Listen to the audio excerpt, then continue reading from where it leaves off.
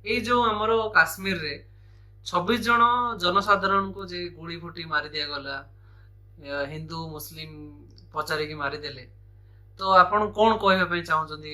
ସରକାର କଣ ଜଣେଇବେ? ମୁଁ ସରକାରକୁ ଏଇ ଅନୁରୋଧ କରିବା ପାଇଁ ଚାହୁଁଛି, ଏ ପାକିସ୍ତାନର ଯେଉଁ ମାନେ ମୁସଲମାନ ମାନେ ପଠାଣ ମାନେ ଆମ ଭାରତବର୍ଷରେ ଏଇଭଳିଆ ମିଶି ଅଛି, ଯେଉଁ ଆମ ନିରୀହ ଜନସାଧାରଣ ମାନଙ୍କୁ କାରଣ କ'ଣ? କାରଣ କ'ଣ?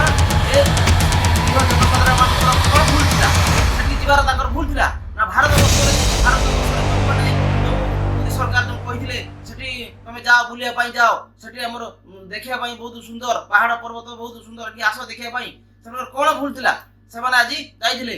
ବିଗତ ବର୍ଷରେ ଯେଉଁ ହିନ୍ଦୁ ମାନଙ୍କୁ ଯେଉଁ ଅତ୍ୟାଚାର କରିଥିଲା, ଗୁଳି ମାରିକି ତାଙ୍କୁ ହତ୍ୟା କରାଯାଇଥିଲା, ତାପରେ ମୋଦି ସରକାରଙ୍କର ଯେଉଁ ଧାରା ଯେଉଁ ଲାଗିଥିଲା, ସେ ଧାରାକୁ ଉଚ୍ଛେଦ କରି ସେମାନେ ପୁଣି ଉଚ୍ଛେଦ ଉଠି ସାରିଲା ପରେ, 370 ଧାରା ଯେଉଁ ଉଠିଲା ପରେ, ତାପରେ ଆମ ଭାରତବର୍ଷରେ ସେଠି ଜନସାଧାରଣ ମାନେ ଗଲେ, ସରକାର ମଧ୍ୟ ସେଠି ପରମିଶନ ଦେଲେ, ପରମିଶନ ଦେଲା ପରେ ଆଜି ଗଲେ। ତାପରେ ବି ଏତେ ସିକ୍ୟୁରିଟି ଥିବା ଭିତରେ ବି, ଏତେ ଆର୍ମି ଫୋର୍ସ ଥିବା ଭିତରେ ବି ଆଜି ଏଇ ଜନସାଧାରଣ ମାନଙ୍କୁ କାହିଁକି ଗୁଳି କରାଗଲା? କାରଣ କ'ଣ? ତାଙ୍କ ଦୋଷ କ'ଣ ଥିଲା? ସେମାନେ ବୁଲିବା ପାଇଁ ଯେଉଁ ଯାଇଥିଲେ, ତାଙ୍କର ସେଟା ଦୋଷ ନା? ସେମାନେ ଯେଉଁ ନିରୀହ ଲୋକକୁ ଯେ ହରିଛନ୍ତି, ତାଙ୍କର ଦୋଷ? କାହାର ଦୋଷ? ଏଠି ମୁଁ କାହାକୁ ଦୋଷ ଦେବି? ମୁଁ ଏଇ ପଠାଣ ମାନଙ୍କୁ ମୁଁ ସଚେତନ ଦଉଛି, ହେ ମୁସଲମାନ ମାନେ, ତମର କାହିଁକି ତମେ ଏଇଭଳି ବୁଝ? କାରଣ କ'ଣ? ଆମେ ତମ କ'ଣ ଦୋଷ କରିଛେ? ନିରୀହ ଜନସାଧାରଣ ମାନଙ୍କୁ ଆପଣ କ'ଣ କରୁଛନ୍ତି? ଏ ଜାତି ପ୍ରଥାକୁ ହଟାଅ। ଆମେ ସମସ୍ତେ ଧର୍ମ ନିରପେକ୍ଷ ରାଷ୍ଟ୍ର। ଆମେ ସେଇ ଭାରତବର୍ଷରେ ସମସ୍ତେ ଆମେ ଭାଇଚାରା ଭାବରେ ଆମେ ହେଇକି ଆମେ ଅଛେ ଏଠି। ଆମେ ସମସ୍ତେ ହିନ୍ଦୁ ହଉ, ମୁସଲିମ ଖ୍ରୀଷ୍ଟିଆନ, ଆମେ ସମସ୍ତେ ଭାଇ ହେଇକି ଆମେ ବସବାସ କରୁଛୁ। ଆମର ଯେଉଁ ଶାନ୍ତି ଶୃଙ୍ଖଳାକୁ, ଆମର ଯେଉଁ ଶାନ୍ତି ଯେଉଁ ଶୃଙ୍ଖଳା ଭାବରେ ଆମେ ବସବାସ କରୁଛେ ଭାରତବର୍ଷରେ, ୟାକୁ ବିଗିଡ଼ିବା ପାଇଁ ତମେ ଭାରତବର୍ଷରେ ଆଜି ଏତେ ସବୁ ମାହୋଲ ଯେଉଁ ବର୍ତ୍ତମାନ ଯେ ହେଇଯାଇଛି, ଦେଖନ୍ତୁ ଆଜି ସରକାର ତାଙ୍କୁ ଯେଉଁ ପାକିସ୍ତାନର ଯେଉଁ ଜନସାଧାରଣ ମାନେ ଚାରିଆଡ଼େ ଯେଉଁ ଅଛନ୍ତି, ଭାରତବର୍ଷରେ ଅଛନ୍ତି କି ଆମ ଇଣ୍ଡିଆ ଲୋକମାନେ ପାକିସ୍ତାନରେ ଅଛନ୍ତି, ସେମାନଙ୍କୁ 48 ଘଣ୍ଟା ସମୟ ଦିଆଯାଇଛି। ଏ କାରଣ କାହିଁକି? ତମେ କାହିଁକି ଏ ବର୍ବରତା, କାହିଁକି ଜନସାଧାରଣଙ୍କୁ ତମେ ମାରିବା ପାଇଁ ଚେଷ୍ଟା କରୁଛ?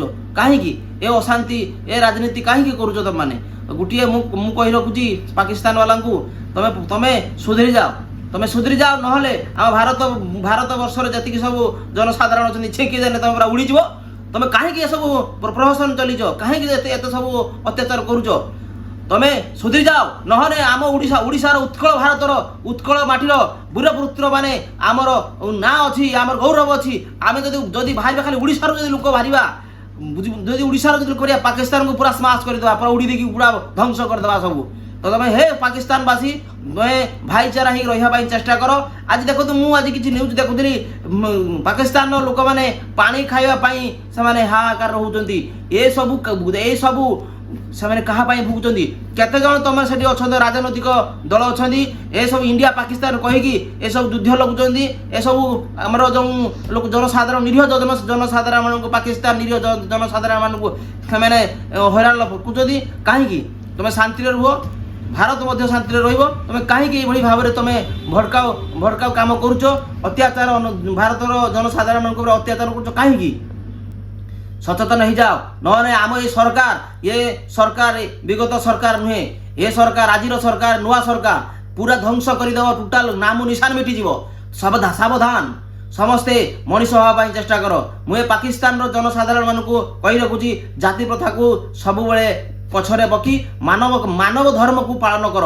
ମାନବ ଧର୍ମ ହିଁ ଶ୍ରେଷ୍ଠ ଧର୍ମ। ଆମେ ସମସ୍ତେ ଭାଇ ହେଇକି ରହିବା। ଆମ ସମସ୍ତ ଭାଇମାନଙ୍କ ଭିତରେ ସୁଖ ଦୁଃଖରେ ସାଥି ହେବା, ଏବଂ ତା ସହିତ ଜନସାଧାରଣଙ୍କୁ କିଭଳି ଭାବେ ତାଙ୍କର ମଙ୍ଗଳ କାମନା କରିବା ସବୁବେଳେ ଚିନ୍ତା କରିବା। ମୁଁ ଆଉ ଥରେ ରଖି କରିଥାନ୍ତି, ଯେଉଁ ତମେମାନେ ସବୁ ପାକିସ୍ତାନ ମାନେ ଯେଉଁ ହତ୍ୟା କଲେ, କ'ଣ ହତ୍ୟା କଲେ?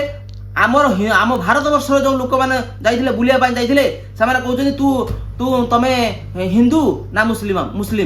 ତମେ ହିନ୍ଦୁ ନା ମୁସଲିମ? ଆରେ ମୂର୍ଖ ପଠାଣ ମାନେ, ମୁଁ ତମକୁ ଗୋଟିଏ କଥା କହୁଛି, ଆରେ ମୁସଲମାନ ମାନେ, ଆରେ ସମସ୍ତେ ତ ଆମେ ଗୋଟିଏ ରକ୍ତରେ, ସମସ୍ତେ ଆମ ଦେହ କାଟିଦେଲେ, ଯେ ରକ୍ତ ବାହାରିବ ତମର ଦେହରେ କାଟିଦେଲେ ସେଇ ରକ୍ତ ବାହାରିବେ। ଏଟା ମୁସଲମାନ ହିନ୍ଦୁ କ'ଣ?